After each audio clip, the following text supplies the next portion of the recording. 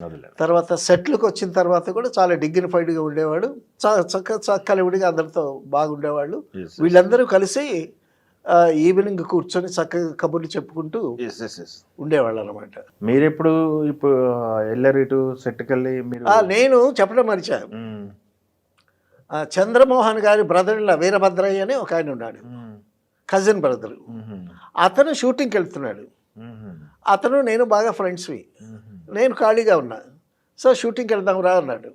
అని అంటే ఏం షూటింగ్లే మనం ఎప్పుడు చూసిందే కదా.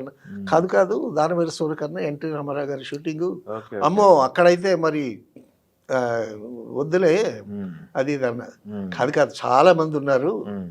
ఆర్టిస్టులు, రావు గోపాలరావు, ప్రభాకర్ రెడ్డి గారు, లేడీసు గ్రూపు వాళ్ళు వీళ్ళు ఉన్నారు. నువ్వు వచ్చి ఒక పక్కన నుంచి సరదాగా చూడు, ఎన్టీ రామారావు గారి డైరెక్షన్ అది ఇది మ్మ్. అని అంటే వెళ్ళి నేను అక్కడ చూడటం తటస్థించిందనమాట. ఓకే. సో ఈ విధంగా అదేలే. రామారావు గారికి కోపం తెప్పిస్తేనే వస్తుంది. అదేలేండి. కామక్రోధ లోభ మోహ మదమశ్చర్యాలని జయించిన వాడు కదండి ఆయన. మ్మ్. మ్మ్. మ్మ్. అందుకే is a great personality. Hmm.